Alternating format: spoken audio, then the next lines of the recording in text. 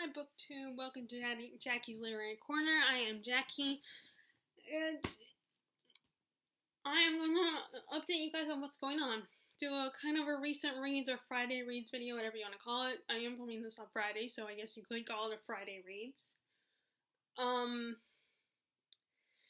let's talk about how my reading is going this month.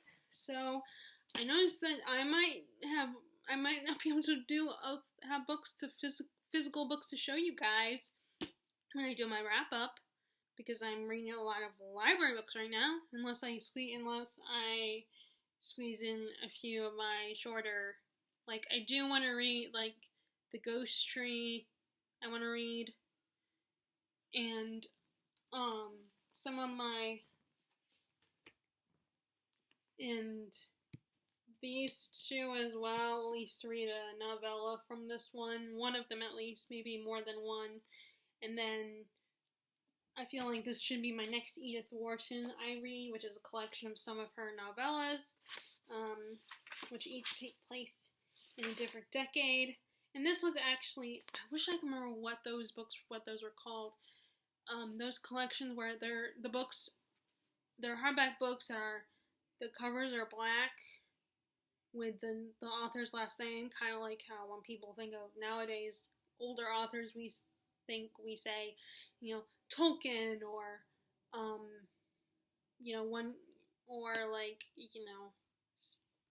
R.L. Stein. Well, we say R.L. Stein, but, Stein or Steinbeck, we refer to them by their last names. Well, that's their title, and then the list all the books that are in that collection. I wish I remember what that's called, but that was my first. I read from Edith Wharton in that, and some of the last few were these ones, the ones that were in this. Which I find it funny that this cover, this particular painting, is in, I want to say it's the Ibsen book. I think it's a Bantam edition, mass market edition. I think it uses this painting on the cover. I always find it funny when I see the same painting on a different book on the cover of a lot of mass markets. Which, yeah, I mean, it's an easy way to give art, instead of having to, which I guess most book covers, they're either like a painting of some kind, or some kind of but yeah, it's just funny that this painting I've seen on another book that I have. But yeah, so I think all these stories, going back to the title, Old New York, I think these all take place in New York in different decades.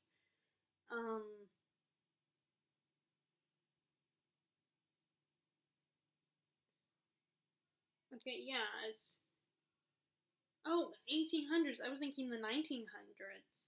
But no, this is the 1840s, 1850s, 1860s, and 1870s. So I feel like I need to pick this to be my next Edith Wharton book I read. And then there's also, I'm thinking about this one, picking up this one as well. The Ghost Tree is over there, so I'm not going to go over there because I do that. I feel like I do that in a lot of my videos, and I don't want to do that. I try not to, so I have two, and I told you guys once before, I think that it's funny that I have two books with the same title, The Ghost Tree, but they're different genres. But I wanted to read that one as well. But I might pick up this one too, because this is something that this is a classic I don't normally read, and I don't know, people like Jennifer Brooks have kind of inspired me to try different types of classics, and I don't want this, and I have a bad habit of all of a sudden I desire to try it, and then I end up changing my mind later and returning it to the used bookstore. So I don't want to make that mistake with some of these. So I'm thinking about picking up that one as well. And in this one, The Mist, I know I'm going to read that one. And then, I don't know any of the Mist is the only one in this collection I'm familiar with. I don't know the other ones. And, unfortunately, with the Mist, I kind of haven't spoiled for it. Now, I know that the adaptation, the miniseries adaptation, the ending is a little bit different than the ending of the book. Which usually happens because there's that running joke of Stephen King's bad endings. Although, you know, I feel like some of his endings are not that bad. Not as bad as people say. But it's funny that in the chapter 2 of the most recent It adaptation, kind of made fun of that with Bill Denbrough's character. Like, he was famous for bad endings. Even his friend, even the Losers Club were, like, Beverly, even she was all like, yeah, your endings are kind of bad. And then even Stephen King, this in that movie, he has a guest appearance, and he says, and he was like, I didn't like the ending.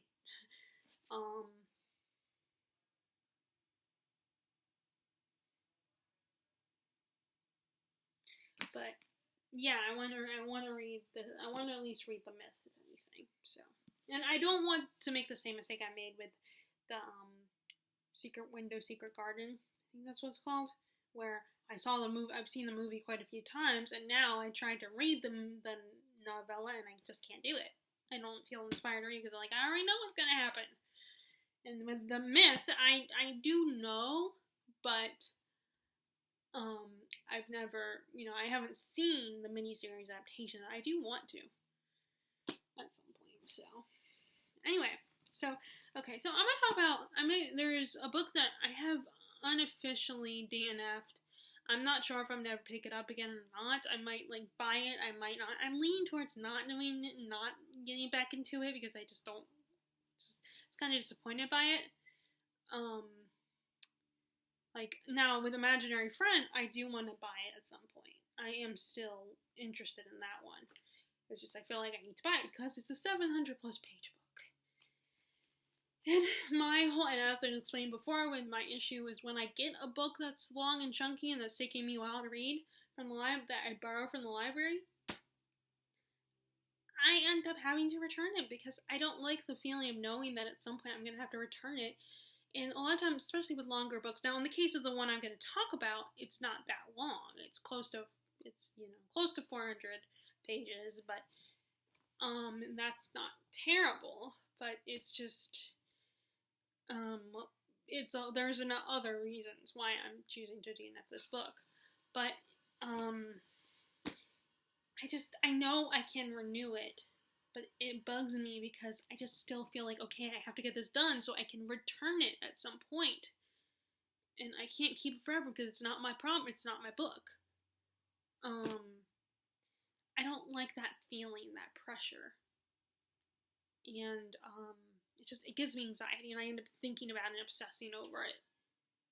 And I feel like that's one of these things where you can't just tell someone, oh, who cares, or you can renew it, or, or don't think about it. I think you can't just tell people that. I feel like it doesn't just go away if you're someone who gets, whether it's actual anxiety or just you feel anxious about things. But yeah, but with a 700 page book, I want to be able to read it, and then if I decide to put it down, I can come back to it within a month or a few weeks or even a few years, with a lot of tomes that I could buy. So let's get to the one I'm actually DNFing. It's right. It's not in this pile. I don't want to show in the thumbnail because I felt like that wouldn't make sense. The one I'm deciding to DNF is The Witch's Heart by Genevieve Gornicha. I don't know if I'm saying. Okay, so my first exposure to Loki was the MCU. I have not read the comics. So I don't know how close the movie is with Tom Hiddleston's performance and the storyline, but I was like all the rest of the fangirls. Now, it wasn't officially, it was there, but I think I didn't officially get obsessed until Thor Ragnarok, because that just was such a great, hilarious movie, and I had a lot of fun with that movie, and that just sometimes, crush is developing, or infatuation with an actor is developing, but then it isn't until one particular movie that seals the deal for me. That's how it was with Tom Hiddleston. So clearly Loki's kind of an ass, but he's a lovable ass, and he's charming and sympathetic, and he clearly got redemption, and he's getting it now again in a different way in the Loki series. The first season was awesome. Definitely check it out. And Owen Wilson does a great job. I liked him in the show too. And I like the actress who played the female Loki. So I wanted to know more about Loki and his myths, and the more I learned a little bit about the original mythology via John Solo's channel. It's a great channel. He talks about not just like mythology, like Greek, Norse, African mythology, but he also talks about fairy tales and legends, urban legends, all that kind of stuff. And he really dives deep and gathers what information he can, and just explains it to you and explains the background of it. It's very entertaining and very interesting. Occasionally his adorable dogs make an appearance. He has these two cute little puppy dogs, Gunther, and I do not remember what the girl puppy dog's name is, but Gunther is so cute with the dog with scrunched up face, and he's so cute. And I wish I could, pet him, but I cannot put my hand through the screen. He's just, and I think he shows pictures of them on his Instagram. I am subscribed to his Instagram, but I'm not on Instagram a whole lot anyway, so, unless I'm posting something. But, anyway, so he explains some, and another thing, he has very deadpan sense of humor, which I think it makes it even more entertaining, his sense of humor. Very, like I said, very deadpanned. But anyway, so he kind of explained, and one of the myths he talked about was how Loki was technically responsible for killing Balder, a favorite of the gods. And Loki has done a lot of shitty things, and he's an asshole. He's like I said, the MCU makes him a lovable asshole, and then he redeems himself, and we're kind of delving into territory, especially with the new show, where Loki is actually, that maybe his behavior is a defense mechanism, and it's all he knows, and it's the only way to, get people to notice him, and, a psychological thing, and he's, and this book sort of does that. I feel like it's definitely inspired by that idea with the conversation between Loki and our main character, who is, forgive me, I don't know how to say her name. I have not heard her name pronounced. I mean, I probably have in passing. I just do not remember. I need to hear it multiple times before I can get the correct pronunciation. But Angrabada, I don't know. I have to hear someone else say it. It's her story, and she is the wife of Loki and the mother of his three children. Hel, which, yes, Hel is not his half-sister. She's actually, in the original myth, she is his daughter. Which I was thinking about that, and I was like, it makes so much sense, especially because she has the same kind of hair, the long black hair, the same aesthetic, black and green. So it's very funny, because she doesn't look like Odin at all, like Anthony Hopkins at all, but she looks like Loki. Which, obviously they're going to keep her look, but it was just very funny. And she's also kind of like a more sinister version of Loki, in a way, from what I can tell. So it's just interesting. It's like, oh, that actually makes more sense, that in the original myth, she's actually his daughter. And then the wolf is also his child, and Fenrir, I think that's how you say it, and I think there's a third child.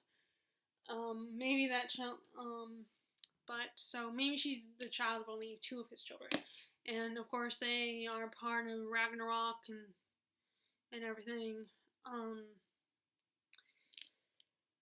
But so Angrabana is someone who can see the future having this out-of-body experience, and Odin wanted her to give him information on the future, but she refused to do it.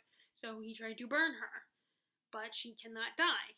So I guess she's immortal, and so he banishes her to the Iron Wood, where she meets Loki. And at first they have kind of antagonistic relationship. They don't really like each other. They like snipe at each other, and eventually it slowly over time becomes just teasing, and then eventually they fall in love.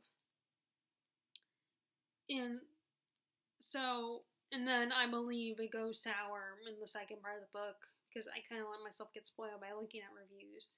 Because that's what I do when I'm uncertain about a book. If I want to keep pursuing it, then, or, sometimes I do just out of curiosity, but this was more, I wasn't sure if I wanted to pursue it or not, and I kind of let myself get spoiled. I do know that there is queer rep.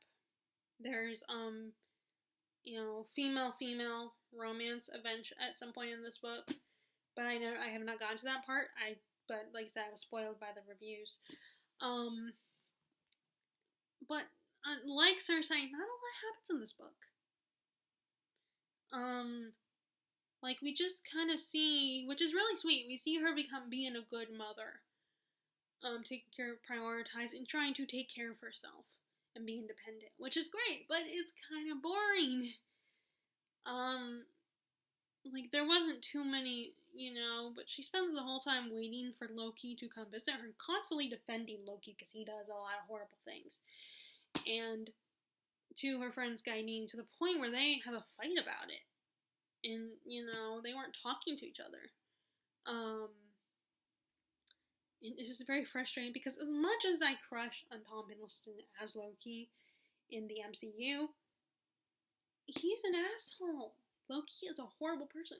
He is responsible for people that he has responsible for a lot of people getting, a lot of gods being killed, and it's harmless mischief to him, but it's not harmless. And there's only so many times of that excuse of, oh, I can't help it, and it's the only way I can get attention, keep myself entertained, blah, blah, blah. Which is one of the things that, one of the things that annoy me about this book is that Loki is a man-child. He doesn't take blame for anything, or he'll just use excuses about, oh, that's just how I am, I like mischief, I get so bored, this all keeps me entertained. But he is so, like, when they have their first child, a little girl, when they have Hel, he spoils her, and while he was not there during the pregnancy, he didn't know about it, which is not entirely his fault. Although, no, actually, you could say it is, because he did not show up. If he had shown up, and if he had been there and not been so busy, then maybe she could have told him sooner. But he didn't show up. He had some excuse. He's never there. And then when he comes, it's love at first sight for him and baby Hel. And, like, he lets her get away with stuff. He constantly spoils her. And Angrabana, forgive me for my bad pronunciation, she constantly is taking care of her. She's the one who gave birth to this baby and took care of this little girl, when she was born. And, she's the one who gave her a name and and is always raising her while Loki gets to come there and give her toys and stuff. He's like he's the fun parent. He gets to give her all this stuff. And there's a moment where Angrabana suspects that Hel is more of adult, more mature than her age implies. Like, she's a little toddler, but Angrabana suspects that she is a grown woman in a small body. And, her and Angrabana kind of have this, like, she can tell, and they have this mature connection, but at the same time, she acts like a baby as soon as Loki comes around and he gives her stuff, and Angrabana is so frustrated, and I don't blame her for getting frustrated, because she's the one who raised this little girl. She's the one who's been there, and Loki only shows up. He's that deadbeat dad that shows up only once in a while, and like I said, he's a man-child. He acts like when they have their banter, it's like not always cute. It's kind of annoying at times because he's like, it's like that banter that little kids have on the playground. It's just, where she is forced to like respond to, find a way to respond to his immaturity. And she constantly makes excuses for Loki and, looks after rose-colored glasses all the time. And, and I'm curious though, what would those fans of the MCU and Tom Hiddleston's Loki, would they think about this? And what would they think about the original Norse myths? Granted, maybe they know it. I don't know. I would be curious. The other thing is, it's very slow. Like I said, it's in the vein of Cersei by Madeline Miller. Very slow moving. This woman is staying, this woman's life in this one particular place where she's been banished to, and you just, not a lot is going on. Now, the problem, like, I might have kept going with it if, because people say that the second half is, it gets better. But again, this is a library book. And I can't keep it forever. I have to eventually give it back. And granted, it's not that long. It's like, not counting the acknowledgments in the appendix and, all that stuff, which I don't read anyway. It's 300 and...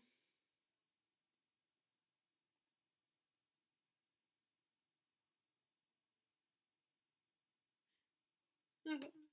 Sorry, I just read the last line. 347. So almost 350 pages. So it's not that long.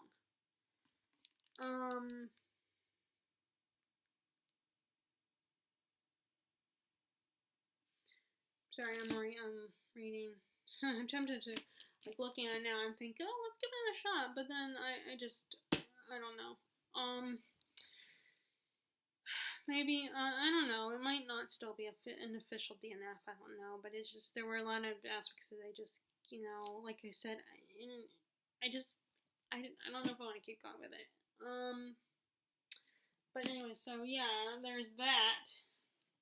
And you guys know, of course, I just did my review of I think my books are sliding around on my knees, of The Great Hunt. I really liked it. I had a good time. I wanted to get it done before the show. The show will be premiering on the 19th on Amazon Prime. So yeah, I really liked it, and that was good. The second book. Not gonna say a lot because I did a review on it. Okay, so I decided the next two books I was gonna pick up were the two library books that won't take me as long. So I haven't started reading this, but I did get Blue Monday, so I'm sure a lot of Nikki French fans will be like, yes, this is the first one. You should have started with this one. Although I still, like I said, I still enjoyed and appreciated Friday in my mind. I still had a good time, but there were some things character-wise that I didn't know, like her group of friends that she's developed, and her relationship with what is his I can't remember his name. I already forgot his name. The DUI guy. There's that as well, and then there's the one guy, the old lover from that book, that there's like a lot of relationship stuff that was first introduced in this book. And luckily it looks like my library has all the books, which is good. So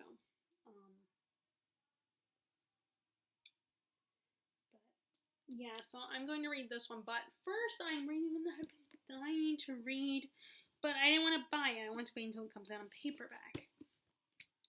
And that is Miss March by Virginia Phyto. And I keep looking at it, and I'm thinking, well, it's not that big, so maybe I could break my rules and get a hardback, but then I keep saying, no, I'm going to resist and wait until it comes out on paperback. So I was very happy to see it at my library. So, this is about our title character, Miss March. We don't get her name at all. She is married to George March, a famous author. It's in the 50s. And, she has not read any of his books lately. She has not, previewed any of his books lately, so she doesn't know a lot about them or anything. She just knows he's good and making a lot of money, so they're pretty well off.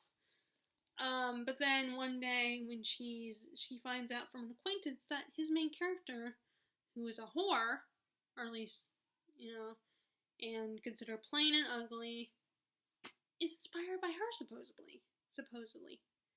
That she has a lot of traits in common with Miss March. And Miss March kind of freaks out about that. It's kind of about her journey, and this woman, I feel like I have a mixture of loathing of her, but also feeling sorry for her, and there's clearly something wrong with her psychologically. She's got issues. But it's very interesting to dive into this woman's, her mind, and just to see how much she obsesses over what people think of her. And she's very paranoid and opinionated. It's really fascinating just exploring this woman's mind. I love the writing. The writing's so beautiful, and just just eat it up. It's so great. And I might want to consider buying this once I'm done reading it from the library. I might buy it, because so far I'm really loving this book. And I'm appreciating, after reading, attempting to read The Witch's Heart, which has no chapters. There's a few page breaks, but no chapters. And it's very slow moving, not a lot going on. And this one is very fast moving, and the chapters are short. Like, I'm fine with long chapters. I just don't like it when there's no clear indication where the chapter is going to end. Like, there's no chapters in The Witch's Heart, and that's another thing that bugged me about that book. Is, not only is it slow moving, but I don't know when the next part is. Like I said, if I had bought the book and was reading my copy that I bought, then maybe I wouldn't mind it so much. But, this is really, really this is great. I'm definitely enjoying this. I might buy this book when I'm done reading it.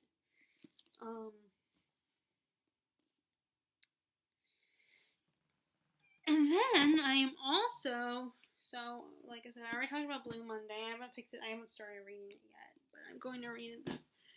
And I'm assuming Going by Friday on My Mind is probably going to also have short chapters. So, let me go ahead and tell you the next book, the other book I got from the library is, this one I've checked out before, and at the time I lost interest, but I'm going to try again, and that is The Ministry of Utmost Happiness. And,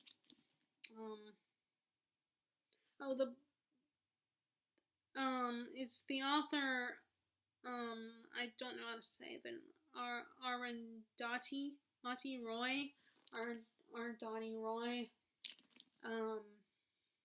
His other book, The God of Small Things, won the Booker Prize, it looks like. I knew there was something to do with the Booker Prize with this book.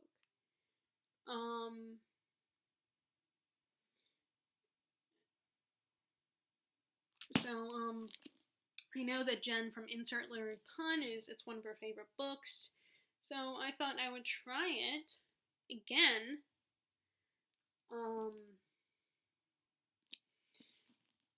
And I'll see what happens. So,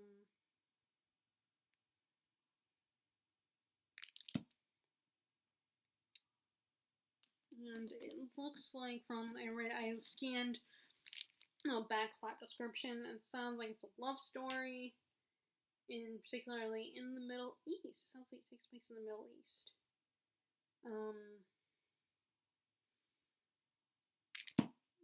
So I'm going to try this again. Hopefully I might. And I didn't get very far in it anyway. I only read probably the first couple pages of this. I don't even know I don't even remember if I picked it up the first time. So I'm going to try it. But first, I want to get some of these books that won't take me as long to read done first. So first, I'm going to read Blue Monday and where did I put it? And where did I put it? Oh, and Miss March. So, and then next, the two long ones. So I mean, these two.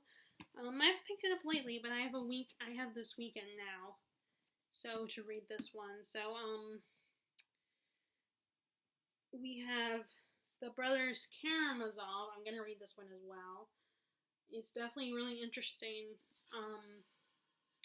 And I'm at the point where they are meeting with their religious order,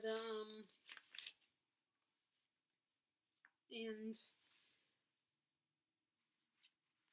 the one priest who's very beloved by the people in their village or town, and he healed a lot of people, like, and helped a lot of people in the beginning of this book. People have, like, need guidance, people that need healing, and so the brothers have brought their father to this guy, and Father Zosimo, and their father is so full of shit. He's such a, like, talks constantly and just is like, oh, I know I'm this, and it's really funny how he just continuously brags about himself, but then pretends to be humble at the same time. And he's such a con man. And his son, like, Alyosha is so frustrated. He's trying to, like, not hate his father and not be too angry with him. But his father, the guy does not make it easy. And I'm talking about his biological father, not the priest. He's so, like I said, just the way he talks, and, you can tell he's full of crap, and he pretends like, oh, I know, and I can't help it. People like that are so frustrating, because it's like, you could be a good person, but, I feel like he even admits that he lies so much that he can't tell the difference anymore. He can't tell if he's being a liar, or if he's exaggerating, or if he's telling the truth.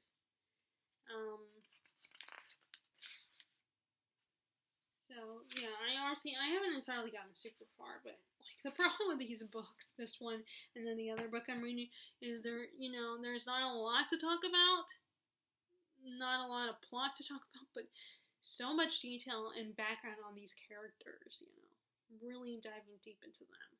And I like it, but then it's frustrating because I don't have a lot to say if I don't get a lot of time to get if I didn't get, like, a good chunk of reading.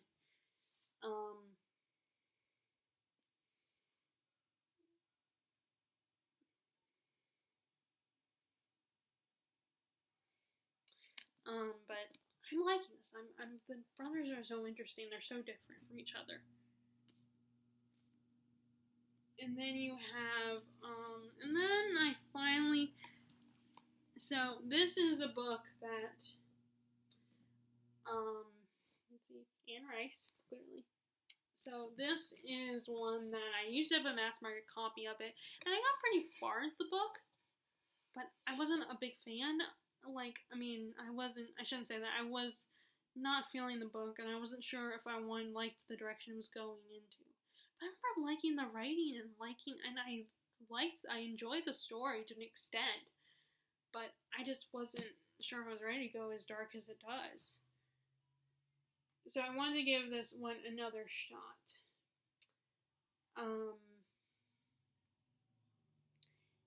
And there's a lot of stuff, there are stuff that I remember, and then there's a lot of stuff that I forgot, like all the information on the character of Michael. He's Irish, he reads so much, devours so many things, like he wants to learn so much, and really, he wants to be an academic and understand things. He wants to do so much more, but he loves his father, who is a poor Irish man, and he's that kind of person who doesn't like and will dismiss things that are not. When someone comes off as smarter than him, he doesn't like it. You know, he doesn't like someone, and this whole community is, the community he grows up in is like that. They don't like it when people are smarter and achieve higher learning. And, you know, Michael's first girlfriend, Marie Louise, is like, you know, oh, you can forget college. And her dad's like, why don't you be a fireman like your old man? And so he feels like he has to play dumb and just be like everybody else. And I almost feel sorry for him. I feel his frustration. You know, when you're someone that you know you're better than this, but you don't want to seem better. You feel bad because there's nothing wrong with these people. They're perfectly wonderful people, but, you know, they just settle for their simple lives. And he wants more out of life. And from what I remember, Michael has a near-death. And Michael ends up having this near-death experience where he comes back. He gets saved by this beautiful, mysterious woman. He doesn't know anything about her, and she wants to remain private and not anything to do with him. And she has this, and he ends up inheriting this ability for when he touches things, he can see what the person did with that thing, where the object's been, how it was used, and I cannot remember what that's called. Psychosymmetry. I don't know how to say it. It's actually Stephen King uses that in Rose Red, the miniseries. One of the characters, Pam, has that gift as well. So it's like a gift. But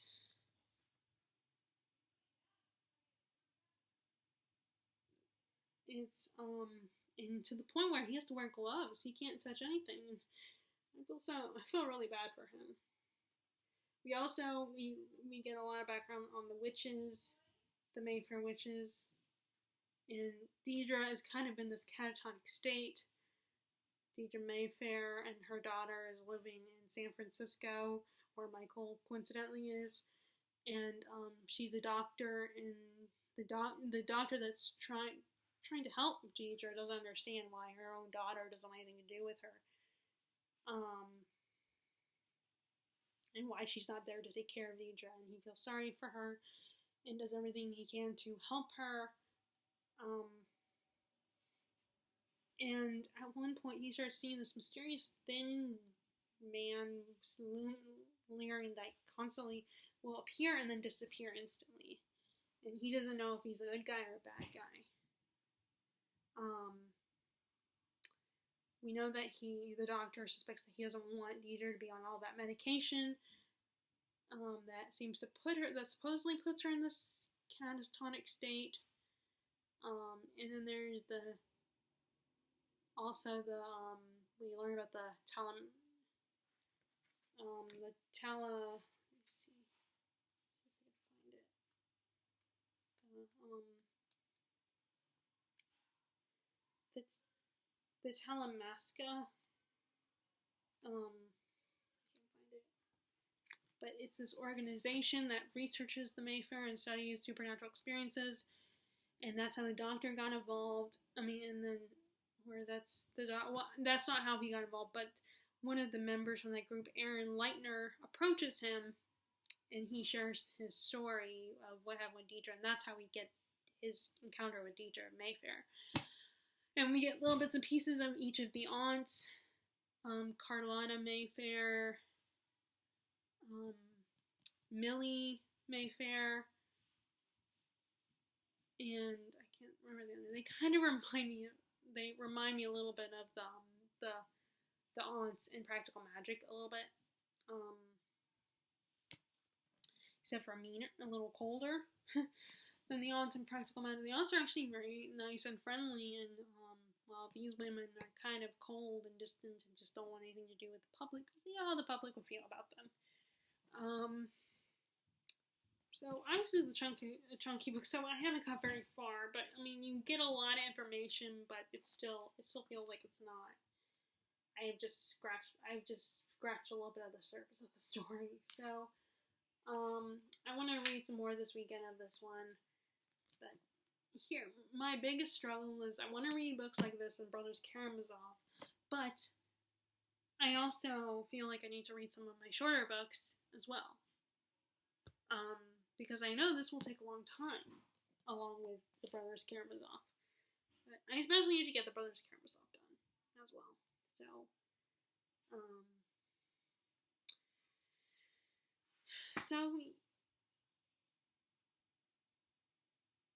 so that's all. That's all I really gotta tell you. That's all I can really tell you guys, because, like I said, I haven't read that much. I've been I had a day off on yesterday, but I had my hair appointment, and then there are other factors and other stuff that happened. I got sidetracked, so I didn't get a lot of reading of this book done, and it also did not help that because my appointment was in the morning, because we wanted to get it done and over with.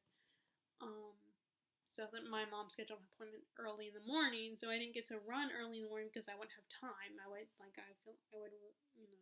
didn't have enough time to go for my run and then take a shower and then, so I ended up not going, and I had to run in the afternoon, but then it ended up not happening anyway because, it ended up not happening anyway, so a little disappointed, but I was able to run this morning, and I prefer that, actually. I prefer running in the morning anyway. And, the reason why it didn't happen is because I had a friend that was in need. So, and I want to give her my time and my 100% of my time and attention, because she needed me, so. And so it's okay, that I didn't get to go yesterday. Because, I feel like I like to think I sometimes make up for it when I go to work. Because, I'm bringing in shopping carts, so I'm constantly going back and forth, and I'm running around the store having to run errands because I can move around, that myself, and along with the other baggers, we can move around. So, but I was able to get a run and squeeze in around this morning, so. So that's what's going on with my reading. So I'm going to read a little bit more, I'm going to probably read some more this evening. I might not read any this morning, because I'll see how I feel this evening. But, so that is my reading update.